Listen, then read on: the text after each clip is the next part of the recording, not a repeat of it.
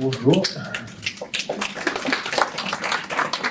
Merci pour cette présentation de quelqu'un qui commence à se faire vieux, donc qui milite depuis longtemps effectivement là-dessus.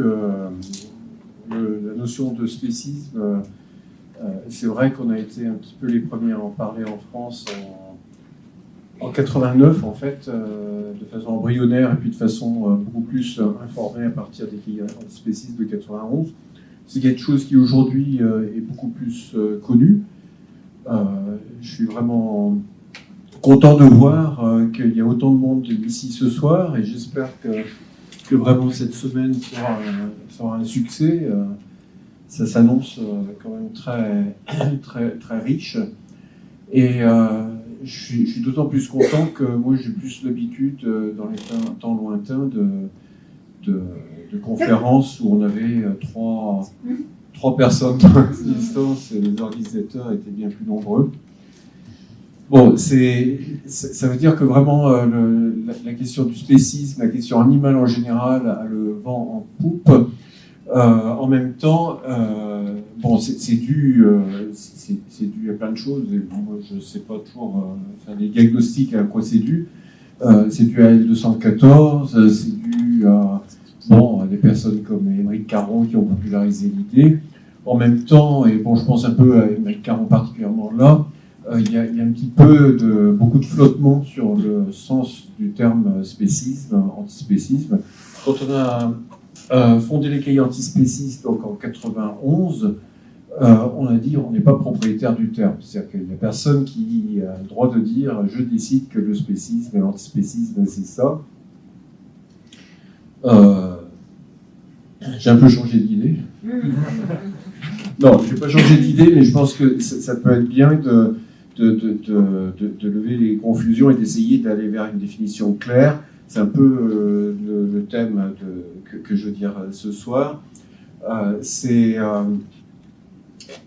une définition du spécisme, contre quoi on lutte, et je pense que c'est une définition qui opérationnellement est bonne, particulièrement parce qu'elle est très, très puissante, et elle est très puissante au niveau de ses conséquences, sans être toute puissante, et j'y reviendrai. Je veux dire, je suis contre l'idée que la lutte contre le spécisme soit l'alpha et l'oméga de la lutte contre toutes les injustices.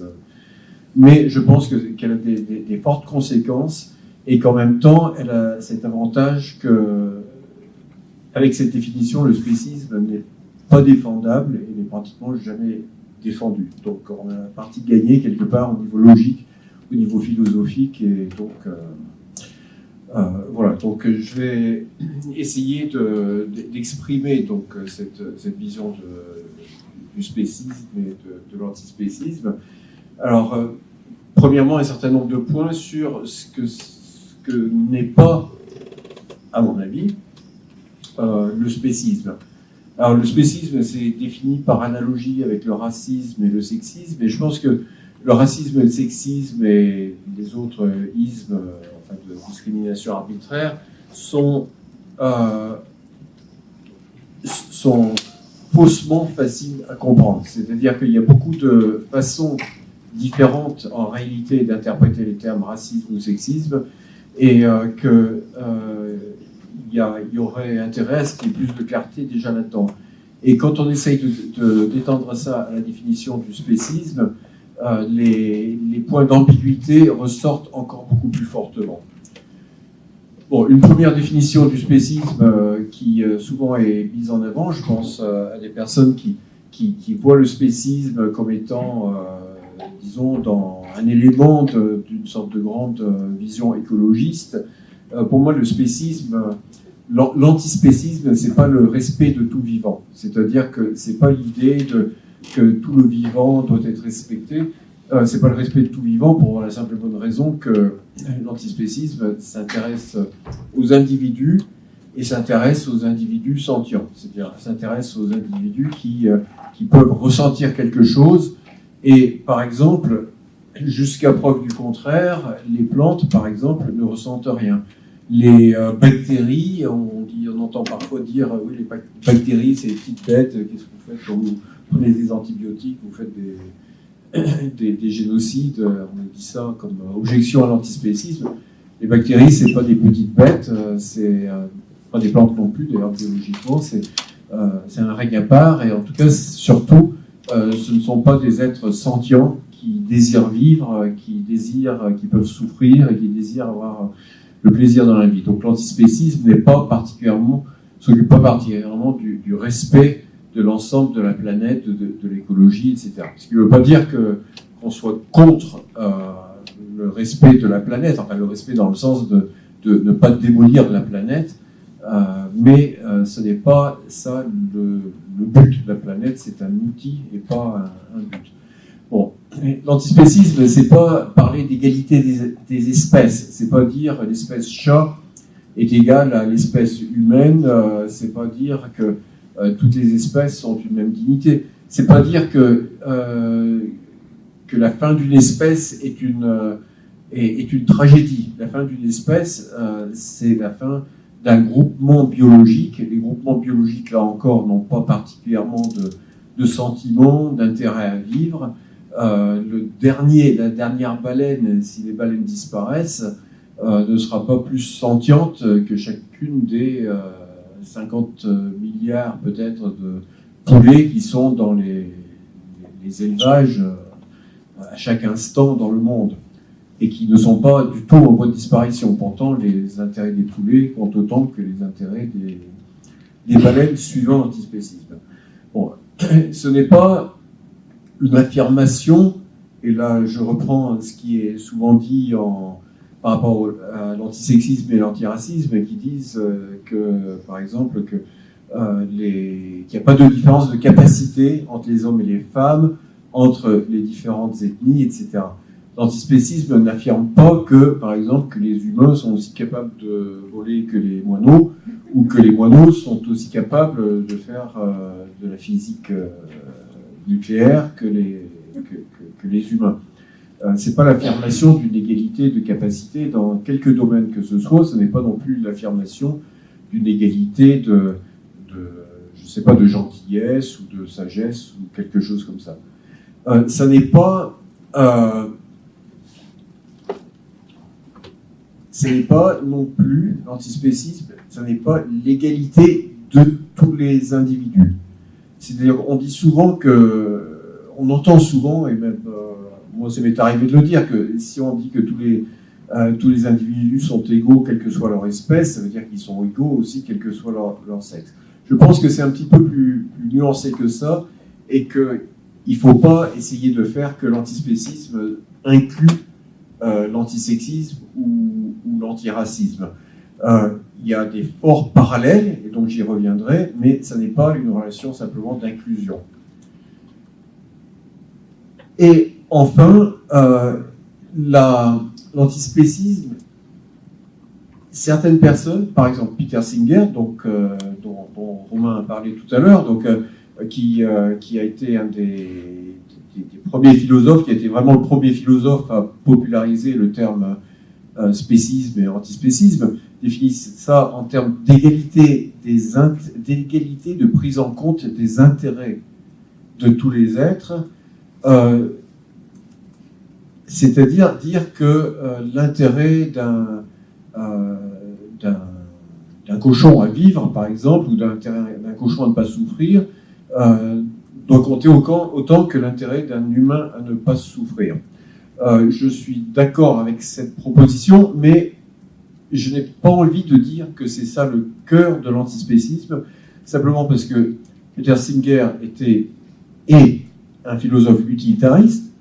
Moi aussi, je suis utilitariste, mais je pense que c'est plus fort de donner une définition de l'antispécisme, du spécisme et de l'antispécisme, qui ne soit pas spécifique à l'utilitarisme, qui n'implique pas qu'on convainque d'abord les personnes qu'il faut être utilitariste et formuler la chose en termes utilitaristes. Je pense que c'est bon d'avoir une définition du spécisme qui puisse s'argumenter indépendamment de tout choix de philosophie éthique particulière, pour des raisons simplement de puissance. Alors, la puissance, bon, la définition que je vais vous donner, je tarde un petit peu à vous la donner, mais je décris un petit peu un certain nombre de caractéristiques, donc ce que ça n'est pas, et je pense que c'est important que cette définition que je vais vous donner est une définition négative. Alors, la définition négative, ça a l'air pas bien, ça a l'air négatif, mais il faut voir que, disons, en logique, une proposition, on peut dire une proposition, une affirmation plus elle est faible, plus elle est forte, quelque part. Je veux dire, si une affirmation, si on affirme beaucoup de choses,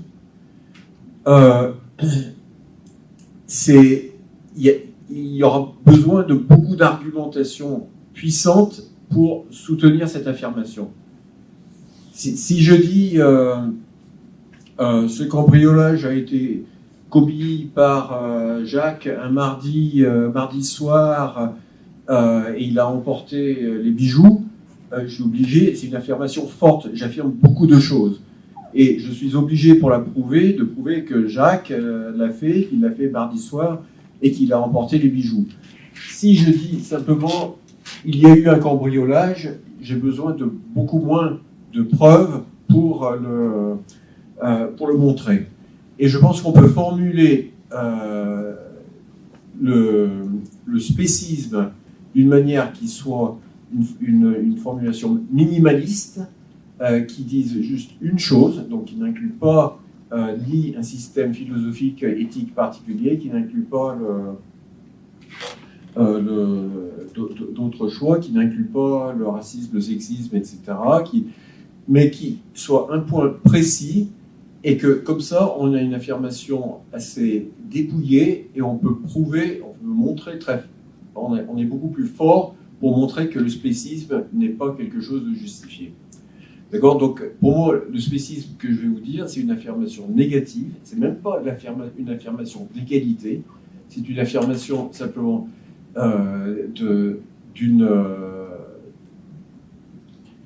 c'est la négation d'une proposition. Le spécisme lui-même, c'est une affirmation, et mon idée, c'est que les personnes qui affirment le spécisme, qui disent que le spécisme est juste, c'est eux qui doivent avoir la charge de la preuve de cette affirmation. Quand on affirme quelque chose, en général, on doit montrer pourquoi cette chose est vraie. C'est-à-dire que quelque part, c'est pas à nous de montrer que le spécisme est erroné, ce serait à eux de montrer que le spécisme, c'est quelque chose qui se tient, qui a des raisons, qui est justifié. C'est à eux de montrer la justification. Ah, c'est d'autant plus à eux de montrer la justification, d'avoir une justification réelle et solide du spécisme, que le spécisme est quand même la base d'un enjeu terrible. C'est-à-dire que le spécisme, c'est le spécisme qui justifie la souffrance endurée par des milliards d'êtres. C'est le spécisme qui justifie de tuer chaque année entre 1000 et 3000 milliards d'individus dans le monde. La plupart étant des poissons qui sont pêchés dans les mers, qui sont élevés, qui, quand ils sont élevés, subissent une vie terrible, et quand ils sont pêchés, en général, ont une mort sans aucune anesthésie, et souvent longue et très pénible. Donc, c'est aux spécistes de trouver une justification à l'affirmation qu'ils mettent en avant. Et cette affirmation du spécisme, c'est la suivante. Les spécistes tiennent que l'espèce d'un être constitue en soi un critère éthique pertinent. Alors, je vais décomposer cette définition. C'est la définition que j'ai appelée diversement dans le passé spécisme sui generis, spécisme pur, bon, c'est différentes appellations que j'avais trouvées dans la littérature. Dernièrement, dans un texte que je vous recommande si vous avez envie de le lire, donc de François Jacquet, qui est dans l'encyclopédie philosophique. Donc c'est une page web, c'est un site web qui s'appelle l'encyclopédie philosophique. Et vous tapez sous votre moteur de recherche encyclopédie philosophique et vous cherchez, vous tapez Jacquet, J-A-Q-U-E-T, et spécisme, et vous aurez son article sur le spécisme. Donc lui, la définition que je dis là, il l'appelle spécisme direct, c'est-à-dire le fait même de considérer l'espèce comme étant en soi un critère éthique pertinent. Il appelle aussi spécisme indirect quelque chose d'un peu différent.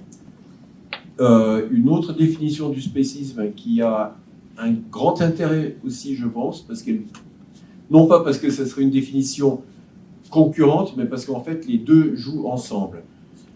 J'y reviendrai un petit peu après sur ce que c'est cette haute définition du spécisme, mais je préfère considérer, m'en tenir pour le moment au spécisme direct, parce que je pense que c'est vraiment le socle du spécisme, et que si ça tombe, tout le reste tombe. Alors, l'idée que l'espèce d'un être constitue un critère éthique pertinent, j'ai un exemple qui est vraiment clair. C'est en 2012, c'est le préfet du Rhône, donc c'est une parole officielle, qui, en réponse aux personnes qui demandaient à ce que les deux éléphants qui étaient au parc de la Tête d'Or à Lyon soient... donc le projet, c'était de les euthanasier parce que ces deux éléphantes, je crois, avaient la tuberculose. Donc, danger pour les humains éventuel, enfin danger, je pense, pas très grand, mais ça risquait de transmettre la tuberculose. Et pour soigner un éléphant, un éléphant, c'est un peu difficile à soigner. Il faut des kilos d'antibiotiques, donc ça impliquait des difficultés. Et la solution trouvée par les pouvoirs publics, c'était de les tuer. Il y avait des protestations, et le préfet avait répondu à ceux qui m'insultent en me demandant un traitement humain, entre guillemets. Je rappelle que nous parlons de deux éléphants, autrement dit d'animaux. C'est-à-dire que pour le préfet, c'est le simple fait qu'il s'agissait d'animaux, ce qu'il appelle animaux, c'est-à-dire d'animaux non humains, d'êtres qui n'appartiennent pas à l'espèce humaine, impliquait qu'on peut les tuer plutôt que de les soigner. Alors que si le projet avait été de tuer deux humains qui pouvaient être contagieux et difficiles à soigner, ça aurait été non seulement contraire à la loi, mais tout le monde aurait trouvé ça complètement scandaleux. Donc on voit l'énorme enjeu qu'il y a derrière l'idée de spécisme et qui s'articule uniquement sur cette histoire de appartenir ou pas à l'espèce humaine. D'accord ? Donc je reviens donc, sur cette définition que je répète là, donc que l'espèce d'un être constitue en soi un critère éthique pertinent. Je reviens un petit peu sur ces éléments. Bon, l'espèce dont on parle, c'est le fait d'appartenir à l'espèce humaine ou non. En principe, ça peut être le fait d'appartenir à n'importe quelle espèce plutôt qu'à une autre. C'est-à-dire qu'on peut, il y a des personnes qui disent oui, le spécisme, c'est vouloir mieux traiter les chats que les cochons. Bon, c'est vrai qu'on peut dire que c'est du spécisme. C'est important dans le paysage aussi parce que les gens tendent effectivement à caresser l'un et à manger l'autre. Mais c'est pas le point central. Le point central, c'est vraiment entre l'espèce humaine et les autres animaux. Donc, grosso modo, cette définition, c'est le fait d'appartenir ou non à Homo sapiens, qui est l'espèce humaine, constitue en soi un critère éthique pertinent. L'espèce, il faut comprendre ce que ça veut dire aussi. Je pense qu'il y a beaucoup de flou dans le public sur la notion d'espèce. C'est un regroupement biologique. Il faut voir qu'à une époque, l'espèce s'était vue comme quelque chose d'extrêmement central en biologie. Avant Darwin, dans l'ancienne biologie, la biologie créationniste, l'espèce, c'était vraiment ça avait un sens pratiquement métaphysique, c'est-à-dire que chaque espèce avait été créée par Dieu en une fois et était restée identique. Et l'espèce, ça consistait en quelque sorte l'essence de l'individu. L'individu chat avait une essence différente de l'individu chien. Donc c'était quelque chose qui avait je dirais une grande épaisseur philosophique. Depuis Darwin et depuis le développement de la génétique moderne, de la biologie moderne, on sait qu'il n'en est rien. Darwin a dit l'espèce, les gens ils n'arrêtent pas de se disputer pour savoir si tel animal appartient à telle espèce ou pas. C'est des choses qui sont absurdes. L'espèce, c'est quelque chose qui est en grande partie simplement conventionnel. C'est quelque chose d'ordre totalement accidentel. Aujourd'hui, on définit l'espèce en disant c'est la capacité pour deux êtres de se reproduire entre eux. Enfin, on définit ça par... Bon, c'est un peu plus compliqué que ça, mais bon, par le fait de partager un pool génétique commun.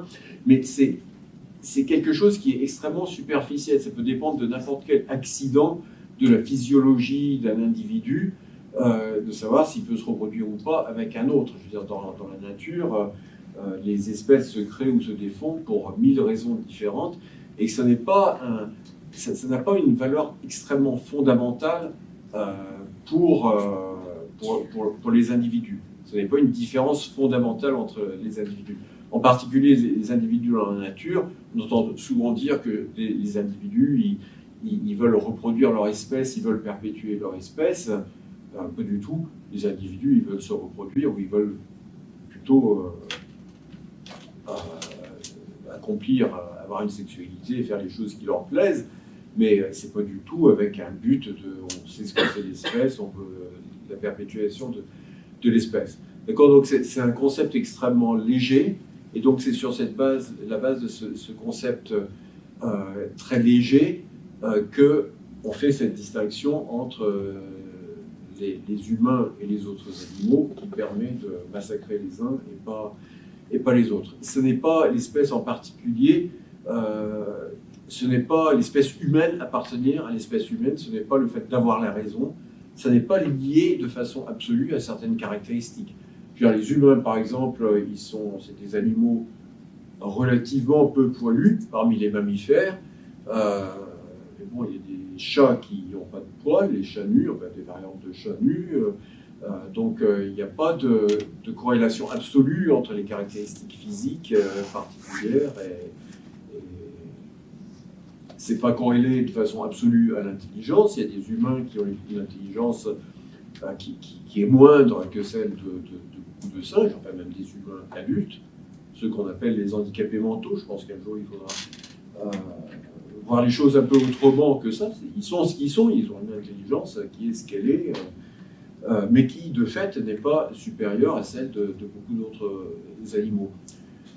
Des conceptions anciennes du genre avoir une âme, être conscient de soi. Bon, au fur et à mesure que les connaissances des animaux se développent, tout ça tombe. Hein, l'utilisation des outils. Donc il n'y a pas vraiment de caractéristiques précises qui définissent l'espèce humaine. C'est un concept purement biologique et purement un concept très peu épais, très peu fort. Donc, je continue dans ma définition, l'espèce d'un être. Alors, c'est important, c'est l'espèce d'un être, c'est quelque chose qui caractérise les individus. Ce n'est pas une question de l'espèce comme groupe, c'est une question de caractéristiques des individus. On parle d'individus quand on parle de spécisme ou d'antispécisme. L'espèce en soi, c'est quelque chose dont il importerait beaucoup de comprendre, c'est-à-dire que l'espèce en soi, ça veut dire indépendamment de toute caractéristique. Je vous ai noté que les caractéristiques ne feront pas forcément de pair avec l'espèce.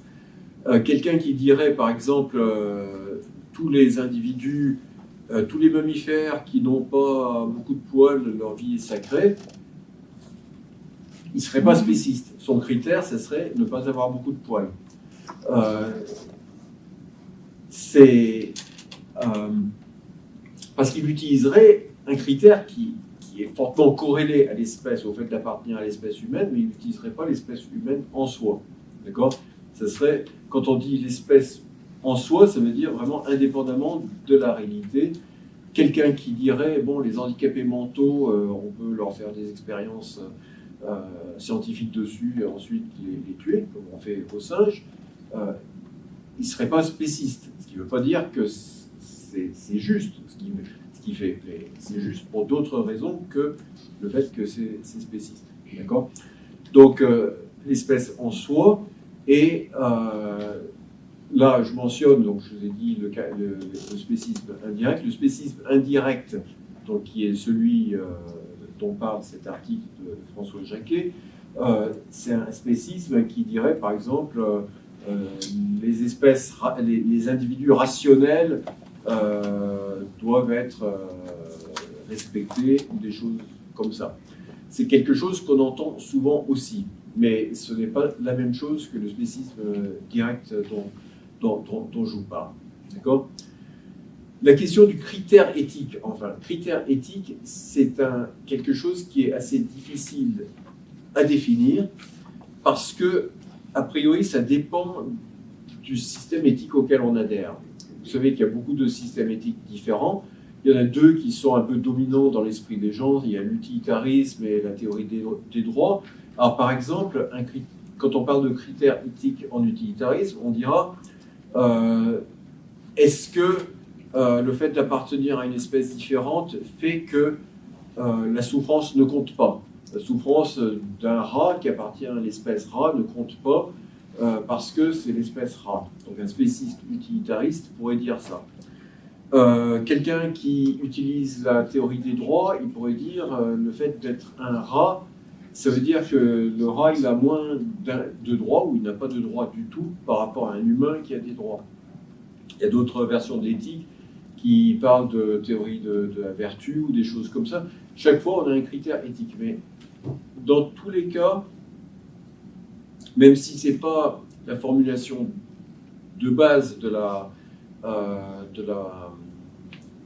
du système éthique, ça implique quelque chose par rapport à la façon de traiter un être. Donc on peut dire, grosso modo, le fait de traiter un être, ce qu'il est éthique ou pas de faire à un être, dépend de l'appartenance ou pas à l'espèce humaine. Donc le spécisme, c'est comme ça. Je pense que c'est important de voir que la définition que j'ai donnée n'est pas une définition utilitariste, n'implique pas qu'on choisisse une éthique au départ. Je dis que cette définition, le spécisme ainsi défini, est indéfendable. Alors, c'est indéfendable, je pense pour la simple et bonne raison qu'on ne voit pas quel rapport il y aurait entre l'appartenance à une espèce, pas entre la rationalité, l'intelligence, la capacité à respecter les contrats, etc., mais le fait d'appartenir à une espèce, d'un côté, un groupement biologique, le fait d'être capable ou pas de se reproduire avec d'autres individus, quel rapport il y aurait entre l'appartenance à une espèce et le statut éthique, le fait de justifier ou pas un traitement éthique envers quelqu'un. Non seulement on ne le voit pas, mais quelque part, personne n'a cherché à vraiment le justifier. Il y a eu quelques tentatives de justification, mais qui sont extrêmement superficielles. Je pense que c'est bon pour voir ça, de remplacer appartient à l'espèce humaine par une phrase telle que être né un mardi. Si quelqu'un disait le fait d'être né un mardi ou un autre jour plutôt qu'un autre jour de la semaine est en soi un critère éthique pertinent, justifié. Je dirais, mais pourquoi ? Enfin, est-ce que le fait d'être né un mardi, on ne voit pas pourquoi ce serait un critère éthique. En plus, on voit encore moins pourquoi ça justifierait qu'il y en a un, on peut l'égorger pour le manger, et l'autre, sa vie est sacrée. Donc, on ne voit pas comment on peut faire reposer un enjeu si énorme sur quelque chose dont, a priori, on ne voit aucun rapport entre les deux. Si on creuse, si on voit vraiment ce que c'est la notion d'espèce aujourd'hui en biologie, on ne peut pas voir un rapport entre l'appartenance à l'espèce humaine et une question morale, une question comme le statut éthique, la manière dont on doit être traité. Alors, il y a quelques tentatives quand même de défendre le spécisme direct. Bon, j'ai lu des trucs, c'est souvent qu'on lit ça, tout animal est solidaire de son espèce, donc tout tout comme un chimpanzé chercherait à défendre les autres chimpanzés en priorité, donnerait priorité aux chimpanzés par rapport aux souris, c'est normal pour un humain. Sauf que, d'abord, le fait que les animaux puissent le faire dans la nature ne prouve pas qu'ils ont raison de le faire. Ils font plein de choses, les animaux dans la nature, il y a plein de choses qui ne sont pas du tout jolies. Et en plus, c'est faux. Enfin, il n'y a pas de reconnaissance d'espèces parmi les animaux. Enfin, il y en a très peu. Dans certains cas, il y a des mécanismes qui font que deux animaux se reconnaissent comme faisant partie de la même espèce par le simple fait qu'il arrive qu'ils aient besoin de se reproduire entre eux. Mais en général, il n'y a pas de solidarité. Il n'y a même pas de solidarité entre les animaux et leurs enfants, dans beaucoup de cas. Je veux dire, chez les poissons, ça arrive souvent que les poissons mangent leurs petits. Leurs petits, ils sont là. C'est comme n'importe quelle proie. L'autre, quoi. C'est pas... Il n'y a pas d'inhibition particulière par rapport au meurtre entre animaux de la même espèce. Les exemples abondent. Il n'y a pas de solidarité particulière avec son espèce parmi les animaux. Et la raison profonde pour ça, c'est parce que justement l'espèce est un objet biologique aussi, il est tellement léger, tellement avec peu d'épaisseur. L'autre critère qui est, je pense, très, très important encore aujourd'hui, malheureusement, l'autre justification du spécisme, c'est l'homme a été créé par Dieu. Bon, là, je ne sais pas trop quoi répondre, sauf que non. Enfin, je pense, enfin, mon opinion, c'est que non. Et aussi que si on doit baser les politiques publiques sur cette affirmation, créationniste, donc, ça veut dire que l'ensemble des politiques publiques sont fondées sur une croyance religieuse, ce qui, en principe, n'est pas le cas aujourd'hui. C'est-à-dire qu'on pourrait admettre que les personnes qui sont croyantes, qui sont chrétiennes ou musulmanes ou juives croyantes, se réfèrent à ça pour dire « nous, on n'est pas contre le fait de manger les animaux », mais la politique publique ne devrait pas être basée là-dessus, ou si elle était basée là-dessus, il faudrait que quelqu'un nous dise bon, maintenant, prouvez-nous que l'homme a été créé par Dieu. C'est-à-dire que la preuve, il faudrait la réitérer sur cette proposition-là. D'accord ? Donc, c'est pas, à mon avis, une justification sérieuse du spécisme, bien que je pense qu'elle soit dans le fond de beaucoup de nos habitudes mentales.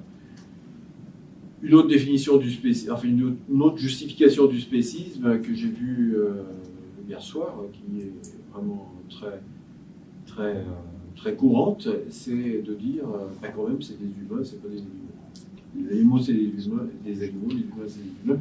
Donc, bon, je dis justification du spécisme, mais je veux dire que c'est symptomatique du fait qu'il n'y a pas qu'on n'a pas de justification qui tienne la route, que les gens posent ça ainsi comme une évidence, comme suffisant en soi, sans se rendre compte à quel point, s'ils disaient, quand même, les gens nés un mardi, ils sont nés un mardi, donc leur vie est sacrée, quoi.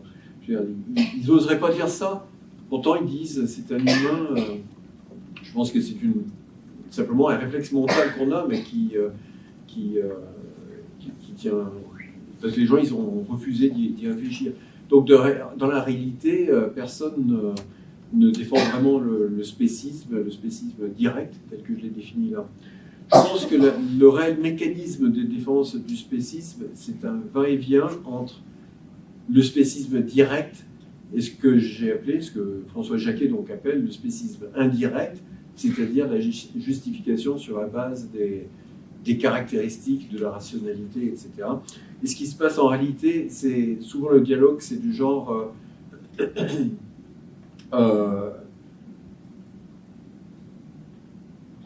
l'antispécisme dit pourquoi les humains, leur vie est sacrée, pourquoi sont-ils dans une catégorie éthique différente des cochons et des poulets? Et la réponse du spécisme, c'est pratiquement toujours parce qu'ils ont la conscience de soi, parce qu'ils sont rationnels, etc., etc. Donc, il est en train de justifier, chercher à justifier, non pas le spécisme direct, mais le spécisme indirect. C'est-à-dire, il est en train de justifier la différence de traitement sur la base des caractéristiques. Et là, si on lui dit, bon, donc tu es d'accord pour qu'on égorge et qu'on tue les handicapés mentaux profonds, là, il lève les bras, il dit, mais t'es un sale nazi, tu veux tuer des êtres humains. Donc, il retombe sur le spécisme direct. Mais ce que je veux dire, c'est qu'il y a une sorte de va-et-vient, constamment, il est en train de passer de l'un à l'autre sans jamais justifier ni l'un ni l'autre. Quand il dit tu veux tuer des humains, c'est scandaleux, c'est qu'il se base simplement sur l'appartenance d'espèces. Et je pense que en réalité, au fond de ça, entre les deux, il y a la notion d'essence, et qu'on continue encore aujourd'hui à être essentialiste, en particulier par rapport à l'espèce, et en penser que l'espèce nous donne une certaine essence, nous donne une certaine vocation naturelle à être comme ci, comme ça, nous donne des caractéristiques, serait une sorte de moule intérieur qui justifie le traitement qu'on donne. Les caractéristiques comme la rationalité, etc.,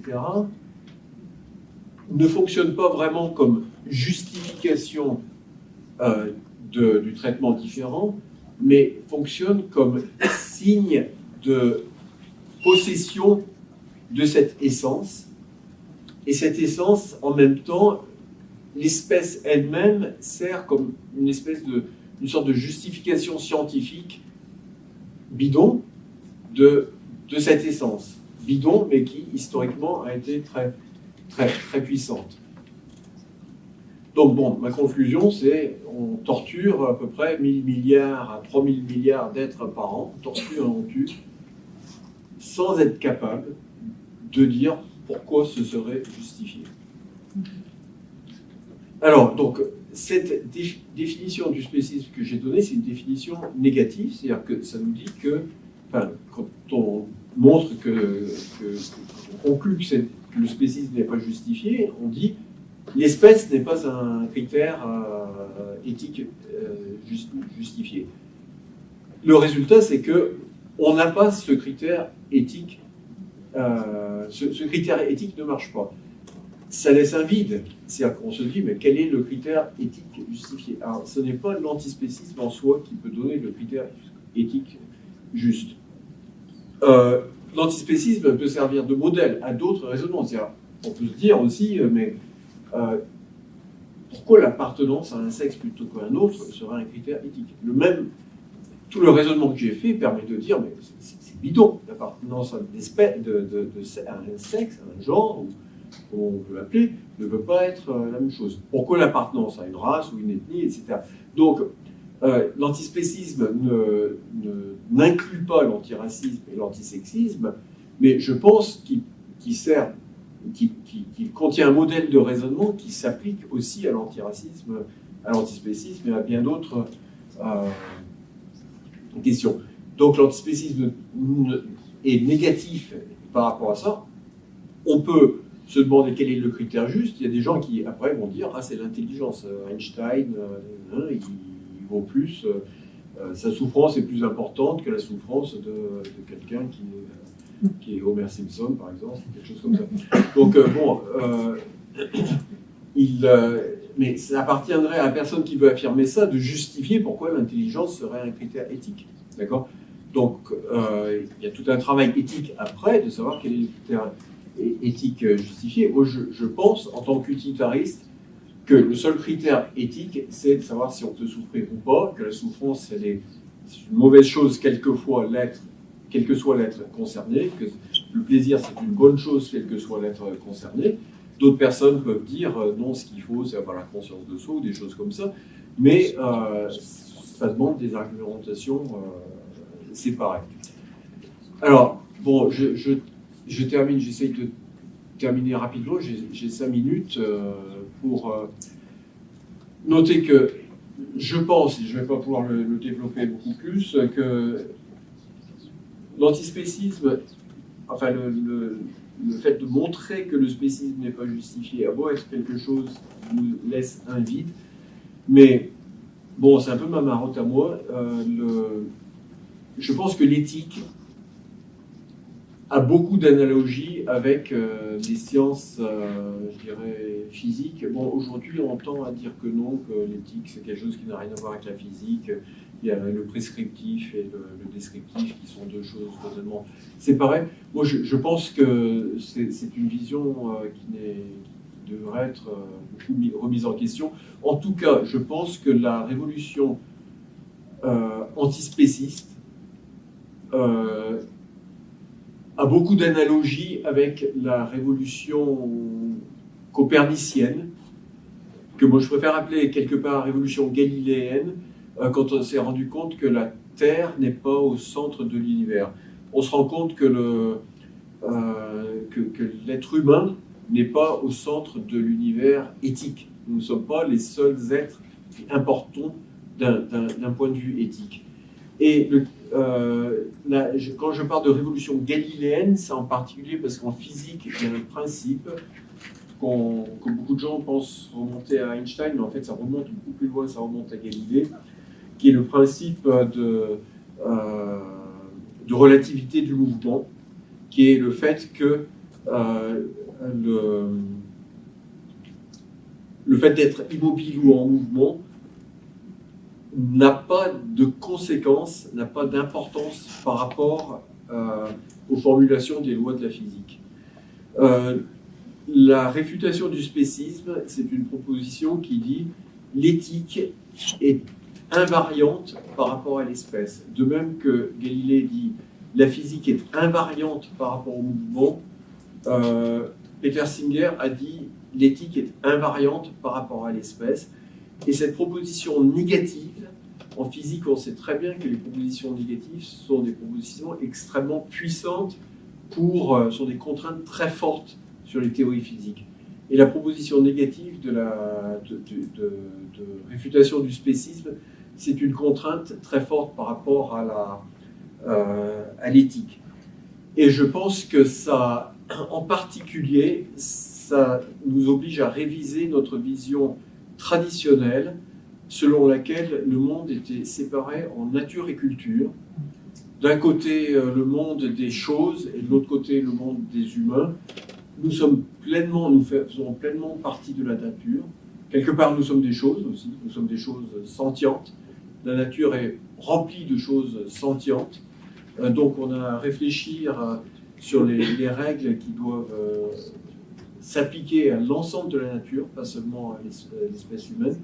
Ça implique, et là c'est un sujet qui fâche un petit peu dans le mouvement animaliste, aussi à mon avis, c'est pas possible d'y échapper, donc une attention envers la souffrance des animaux sauvages, souffrance qui est grande, on se rend rarement compte à quel point elle est grande, c'est-à-dire qu'on voit souvent la nature comme une chose très belle, pleine de plaisir. Elle est pleine de plaisir, très certainement, pleine de plaisir et de beauté, mais elle est aussi remplie d'une énorme quantité de souffrance, que ce soit la prédation, mais pas seulement, les maladies, la famine, le froid et tout le reste. Et comme le fait d'être un animal sauvage ou domestique, je pense que ce n'est pas non plus un critère éthique pertinent, ça nous ouvre un champ de responsabilité énorme qui donne le vertige, qui fait peur. C'est un sujet où récemment on a eu des attaques très dures qui sont venues de certains pamphlétaires contre le mouvement antispéciste et vegan, sur le thème de l'antispécisme et contre l'écologie. Moi, je ne vois pas comme contre l'écologie, je vois comme contre une certaine écologie, mais je pense qu'il faut qu'on assume les conséquences de l'antispécisme et qu'on assume le fait que, effectivement, l'antispécisme nous amène à poser ce problème. ce problème-là. Un autre point qui me paraît important, c'est que l'antispécisme, j'ai dit, il y a le schéma de réfutation du spécisme qui peut servir aussi pour le sexisme et pour le racisme. Le sexisme et le racisme sont quand même, et à mon avis, et là aussi c'est un terrain assez polémique, ont quand même l'habitude, je pense très, très regrettable, d'essayer de se fonder sur l'affirmation d'une égalité de capacité entre les individus de différentes races ou groupes ethniques, entre les hommes et les femmes, etc. Cette égalité de capacité, qu'elle soit vraie ou qu'elle soit fausse, qu'elle soit vraie de façon absolue, bon, certainement pas, mais de façon statistique, elle est peut-être fausse, je n'en sais rien. Mais dire que qu'entre les ethnies, on ne doit pas faire de racisme parce que les ethnies ont autant de capacités, autant d'intelligence, etc., d'une certaine façon, c'est extrêmement injurieux, extrêmement grave pour, par exemple, les handicapés mentaux. C'est-à-dire que ça présuppose que les handicapés mentaux, eux, par contre, puisque eux ont moins de capacités, il serait justifié de discriminer à leur encontre.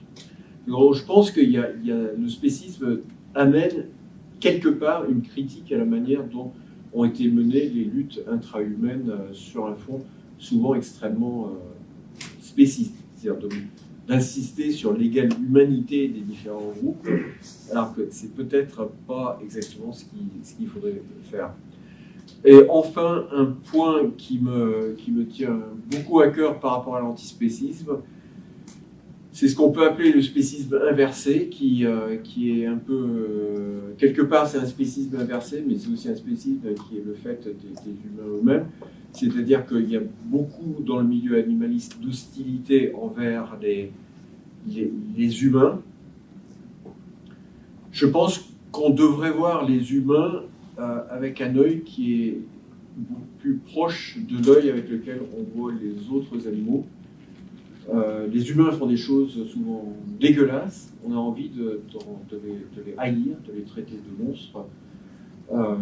Les autres animaux aussi font des choses dégueulasses. Tout ce que les humains font de dégueulasse, on le retrouve dans le reste du règne animal. Que ce soit la torture pour le plaisir, je ne sais pas si vous avez vu des vidéos je crois que c'est des marsouins, que les dauphins s'amusent à torturer, à jeter en l'air, jusqu'à ce qu'ils en meurent, quoi.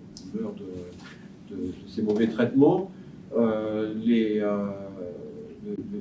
viol, bon, sans parler du fait que la prédation, le plus souvent, c'est sans anesthésie, et souvent ça dure très longtemps, etc. C'est-à-dire que, et les animaux non humains, souvent aussi, ils font ça de façon très...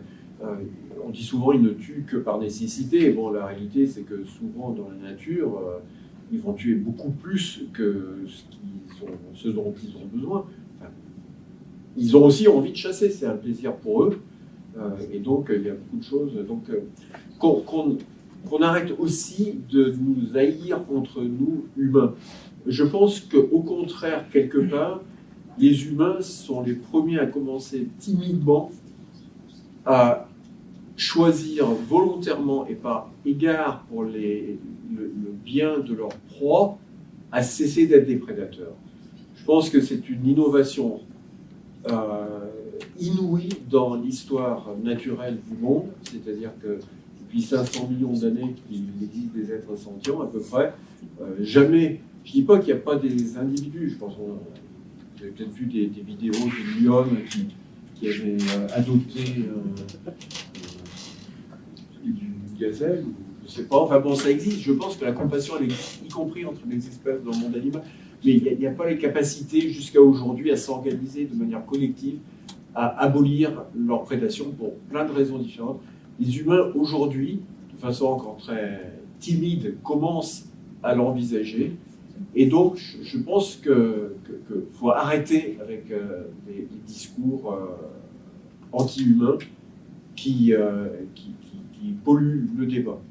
Les gens je comprends le sentiment des gens qui viennent dire oui, ce torero, je suis content qu'il ait été tué, etc. C'est un réflexe compréhensible. Il ne faut pas non plus se culpabiliser d'avoir des mauvaises pensées. Mais dans le fond, je pense que c'est quelque chose qu'il faut essayer de critiquer. Voilà, donc j'ai fait 50 minutes, désolé. Mais voilà. Merci.